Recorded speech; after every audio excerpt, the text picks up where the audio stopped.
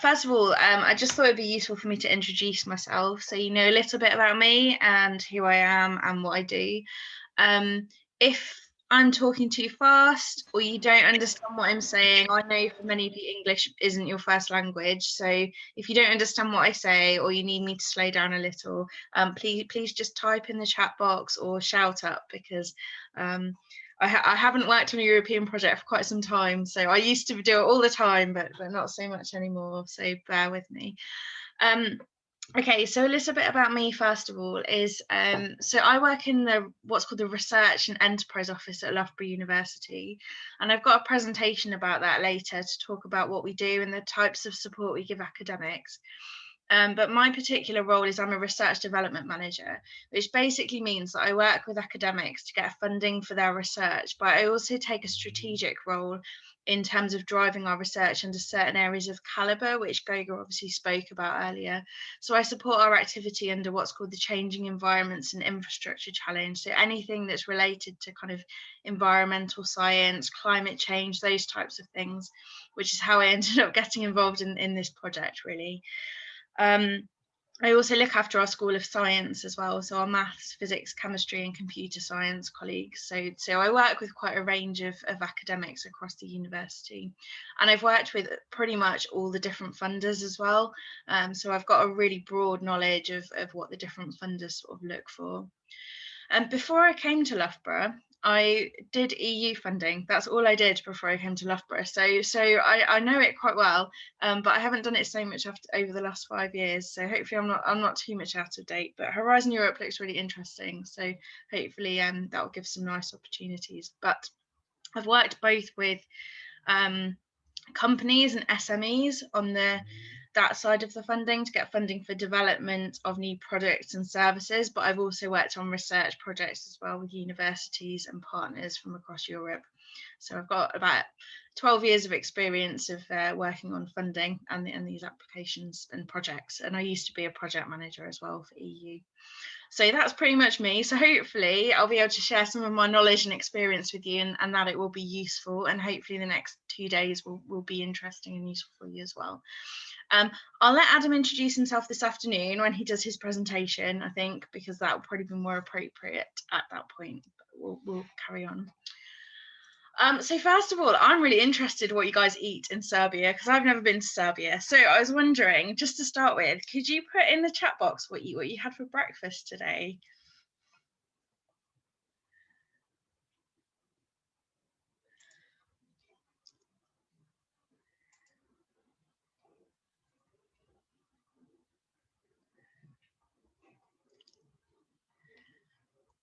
And can someone call some out, because I can't actually see the chat box while I'm presenting? Yes, so eggs, coffee, cereals with milk, sandwich, still nothing, smoothie. I had a smoothie. Okay, very good. So energizing breakfast, okay. Very good. So not so different from the UK then, really. Fair enough. Okay, cool. So let's move this on. So firstly, also just to say, reiterate what Goga said about saying thank you for participating in the survey, because it was really helpful to get some insight into the areas where you feel like you've got really good knowledge already and skills, and kind of understand where we might be able to provide some additional support, or areas where maybe you don't feel so confident or so sure in what you're doing around projects, where we've maybe got some expertise at Loughborough that we can share with you. So it was really, really super helpful to be able to see and get the results. So first of all, I just wanted to talk about how we designed the survey, so that you kind of understand why we included some of the questions that may not have been so easy to answer. So hopefully this will be just useful to give you a bit more context as well. So I work on another project as well, similar to this, which is with African partners. And one of the things we did on that was come up with like a grant life cycle. So we break down the various elements of a project into kind of 3 key areas, which is the proposal part, which is the tricky bit, but then also once you get funding, a lot of people don't put so much effort into it, because once you've got the funding you can carry on. So but then there's a lot of complexities around things like contracting, managing the project, transitioning as well, from once you've got your project awarded to actually getting it up and running. And then just some more general things about culture and how to improve application rates and success rates and those types of things, to try and understand what it is that's stopping you being more successful or stopping people applying, so that we can try and come up with some ideas and solutions to kind of help fill that gap and increase it a little bit more. So that's how we designed the survey, and we thought it'd be useful to sort of rank expertise as well out of 5, as those of you that filled it in may have seen. And then we got some free text answers as well to some questions, which have been really helpful and insightful in terms of understanding where some of those gaps are as well. So what I thought would be good is we'll go through the main results that we found from the survey, and then that's kind of structured the things that are on the programme for today. But there will be a feedback survey after these 2 days of workshops, and one of the questions on that, which Goga and I have put on there, and Miroslav as well, is around, you know, if there's any areas we go through today that you feel aren't in enough depth for you to understand properly, or you want to understand more, please put that on there, because obviously we can only cover a certain amount in a short amount of time. But for example, if the things Adam goes through later on contracting, there are any elements of that you want to go into in more depth, just let us know, because that will form what we do in future workshops going forward. So that'll be really helpful. So yeah, I've sort of said some of this as well, but what we did do as well, once we had our set of questions, we liaised with the EXtremeClimTwin team to ensure that the questions were really clear and appropriate, because what we didn't want to do was have some language difficulties so that questions weren't answered properly. So we made sure that was the case and agreed between us on the final survey. And we had 28 responses to the survey, which has been really, really helpful for us, because we think that's quite a good number to give an indication of the areas we can focus on. So some initial findings. These are the questions where we got some, these are the questions where we asked people to kind of score themselves. Some of the free text answers I've not included here because there were a lot of different varied responses. So the first part was about understanding which roles people were from when completing this survey. And it was really good, actually, because as you can see, there's quite a mix of people, and we weren't exclusive either. So if an individual works both on research but then also on proposal development, they could select both options because they are both related to their role. So there are obviously more answers here than what there were people that filled the survey in. But it was nice because we got a really clear mix of people, which was helpful for us to understand. And also it helps because when there are areas which clearly are a gap, it is quite clear across the board that there is a gap for everyone, not just for a specific group of people, which is useful. So this one, I hope you can see that okay, it's a little bit small. So this question was about understanding the skills, experience, knowledge in proposal development, because we know this is an area that has been highlighted for us to kind of look at through this project. And as you can see, this is actually a really helpful visual representation of the results from the survey. So we picked out 2 areas which scored kind of lowish on this chart. So the first one was about peer review, internal peer review of proposals, which doesn't seem to be done very much at the moment. We're not going to talk about that in this workshop because we don't have enough time, but that's absolutely something we can develop a workshop on going forward. I think it would be useful to get the academics involved in that as well, because that's their job. You know, as professional services support, we're not experts in research. We can review proposals, and we do, but we don't have the technical understanding to be able to assess kind of what's good and bad about the research elements of it. And the other one that jumped out at us quite closely was around internal approvals from departmental level up to faculty level and things like that. So we do have an approval system in place at Loughborough, which I will talk about a bit later. And hopefully that'll be useful to get an idea of what we do as to whether that would be appropriate type of approval system for your organisation, or whether something different would be better for you. So you can have a look at that and see what you think, and hopefully it'll prompt some thoughts for you. The next area is about understanding the transition from once a project's awarded all the way through to actually kind of starting it, which is a tricky period because there isn't any funding associated with it, and you've just kind of got to get on with it and get it all started. So it can be a bit tricky juggling with work. So interestingly, one of the ones which scored quite lowly here was about understanding what to do when you receive unsuccessful proposal results, where you get your feedback, you don't score 15 maybe, and you're not successful with your application, and understanding what to do with those. So again, that's not something we'll be covering today, but if it is something that people are interested in, again, if you include that on the feedback form, that's something we can absolutely have a look at. And because it is important, because that's how you get better. There's no point getting some feedback on your proposal and then shutting it in a drawer and never looking at it again, because reading that feedback is really important to improving your proposal writing skills and expertise, and understanding which bits of your proposal didn't score so well and why. So I'll just say that there.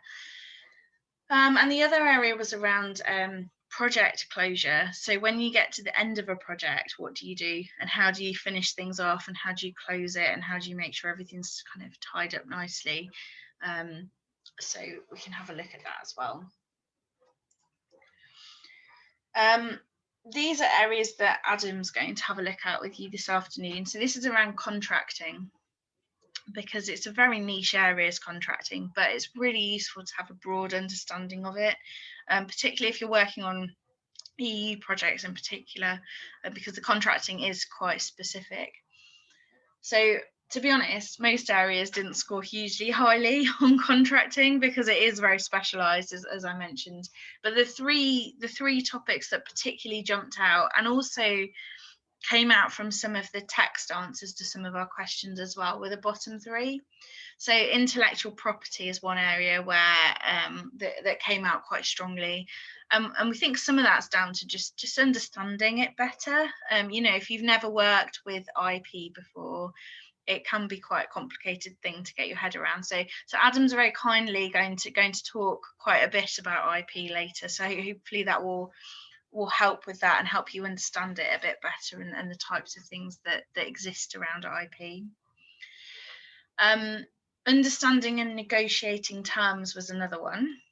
So I've got a specific presentation later looking at kind of, I call them soft skills. So the skills you need to negotiate a contract effectively, whereas Adam's going to talk about kind of the how you do things and what you can and can't do and that type of thing. So he'll come at it from a more legally perspective, and I'll come at it from a more soft skills and that type of perspective. So hopefully that will be useful too.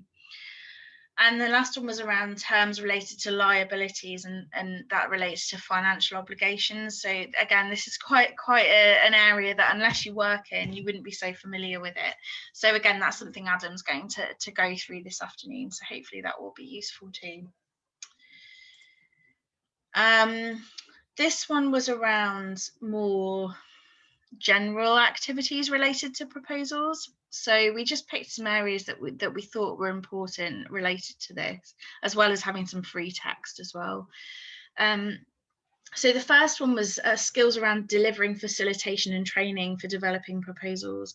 So that isn't something we're going to go through today, but hopefully my presentation around proposal development and project management will help. And then again, if it's something that we feel should be developed within your organisation, you know, that's something we can look at. I've done train the trainer training before. Sorry, there's a lot of training all in one sentence. But it's really helpful, and sometimes it's just being confident in your knowledge and understanding to be able to share that effectively.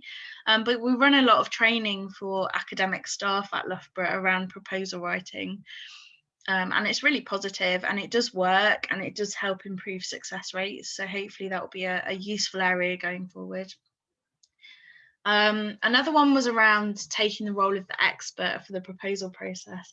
A lot of you seem really uncomfortable with this, despite the fact you probably are the expert in your organisation for whatever it is you do. So that's probably a bit around confidence more than anything else, but that's an area as well. Communications around research within your organisation, and also research success and how that's celebrated within your organisation. So I think those two bottom ones will be covered a little bit by Professor Steve Rothberg on Monday. I've asked him specifically to talk a little bit about how we do celebrate success in research, because it is something we do. And it does work quite well, so hopefully that will be useful. It doesn't mean the way we do it is necessarily right for you, but hopefully it'll give some ideas as to the types of things you can do to celebrate success. That isn't just linked to funding and money coming into the organisation, but it's a bit more broad than that. So that is those. So I went through all the text answers as well that everyone provided. So sorry, these are a little bit random, but the kind of key strengths that came out from everyone that filled in the survey were really interesting. So people seemed quite confident in some instances around agreements and that kind of thing, but other people are not so confident with that. Monitoring, that scored pretty highly, that came up a lot. Finances, the project management, and dissemination of project results. But what I found really interesting was a lot of the words that were used in the strengths also came up in the weaknesses. So I suspect a lot of these strengths and weaknesses are particularly related to your role and what might be linked to your role and what types of activities you might be doing. So the weaknesses, impact came up quite a few times. So that's something that we can absolutely look at going forward. Impact, thinking about impact for your project. It's one of the things we're going to talk about this morning. Again, agreements came up. So this is my point, you know, what some people feel very confident in and very competent in, other people don't, so it can be very varied. So we'll try and tailor things as best we can to fit what the needs are.